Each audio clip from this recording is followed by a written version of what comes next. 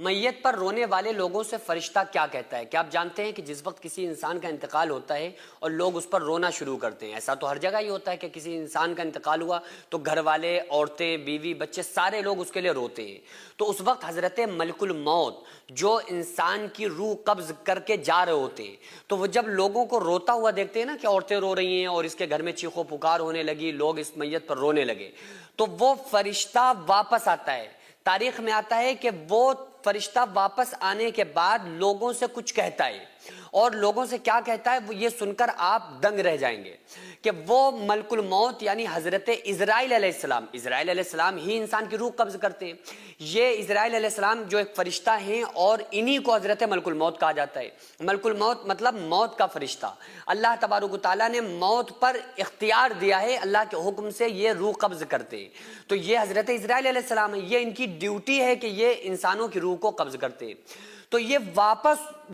آتے ہیں، جیسے روح نکال کے جا رہے ہوتے ہیں، لوگ رونا شروع کرتے ہیں تو فوراً گھر کے اندر واپس آتے ہیں اور لوگوں سے کچھ کہتے ہیں۔ یہ بات الگ ہے کہ اللہ تبارک و تعالیٰ نے فرشتوں کو ہماری نگاہوں سے پوشیدہ کر دیا کہ ہم فرشتوں کو نہیں دیکھ پاتے، لیکن چونکہ جو بات وہ کہتے ہیں یہ بات ہمیں ملتی ہے احادیث کی روشنی میں، تو وہ بات پر ہمیں غور و فکر کرنا چاہیے۔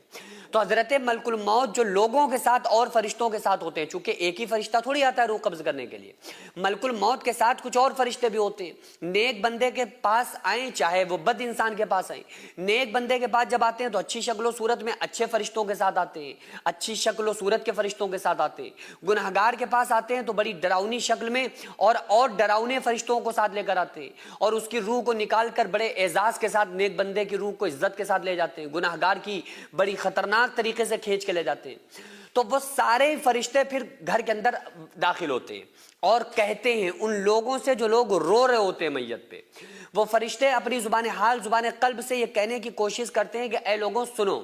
میں نے اس بندے کی جس کے لیے تم رو رہے ہو میت پر، میں نے اس کی روزی نہیں چھینی بلکہ یہ اپنا رزق پورا کر چکا تھا، میں نے اس کی زندگی نہیں چھینی، زندگی کم نہیں کی بلکہ یہ اپنی زندگی پوری کر چکا تھا۔ اللہ تعالیٰ نے جو اس کے مقدر میں جتنی زندگی لکھی تھی، اذا جاء اجلها لا يستأخرون ساعة ولا يستقدمون، اللہ فرما رہا ہے کہ جب موت کا وقت قریب آ جاتا ہے تو ایک ذرہ نہ اس میں جلدی ہوتی ہے نہ ایک ذرہ دیری ہوتی ہے، تو فوراً وہ فرشتہ جو ہوتا ہے وہ کہتا ہے کہ دیکھو میں نے اس کی روزی نہیں کم کی، میں نے اس کا رزق نہیں چھینا، میں نے اس کی زندگی نہیں کم کی، میں نے اس کی عمر نہیں چھینی، بلکہ یہ اپنی زندگی میں جو زندگی کے لمحات تھے وہ جی چکا تھا، جو اس کی قسمت میں جو رزق تھا یہ کھا چکا تھا، جتنا اس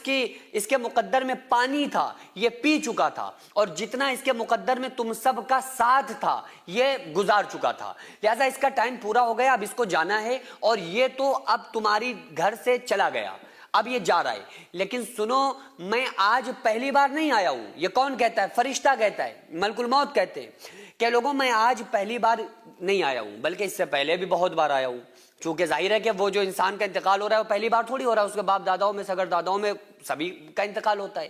تو فرشتے کہتے ہیں میں پہلی بار نہیں آیا ہوں، میں اب آیا ہوں، اس سے پہلے بھی آیا ہوں اور بار بار آتا رہوں گا، اس وقت تک میں آؤں گا جب تک کہ اس گھر میں کوئی نہ کوئی انسان موجود رہے، یعنی کہ جتنے بھی دنیا کے اندر انسان موجود ہیں،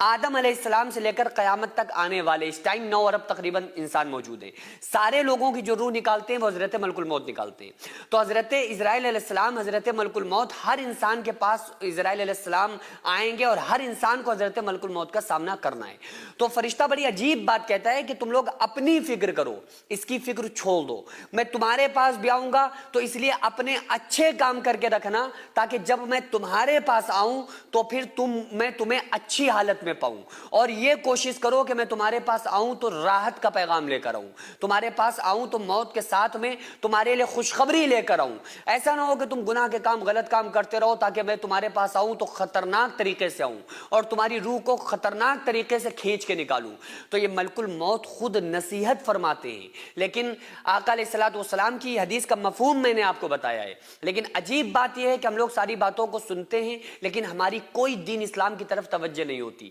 ہم زندگی میں ایسے جیتے ہیں جیسے ہمیں مرنا ہی نہیں ہے. اس لیے کہا جاتا ہے موتو قبل ان تموتو, کہ مر جاؤ مرنے سے پہلے. یعنی دنیا میں رہو لیکن اپنی خواہشات, ان خواہشات کو جو دین اسلام سے آپ کو الگ کر دیں, ان خواہشات کو مار دو, ختم کر دو, اور اللہ اور اس کے رسول صلی اللہ علیہ وآلہ وسلم کے غلام بن کے اس دنیا میں زندگی گزارو.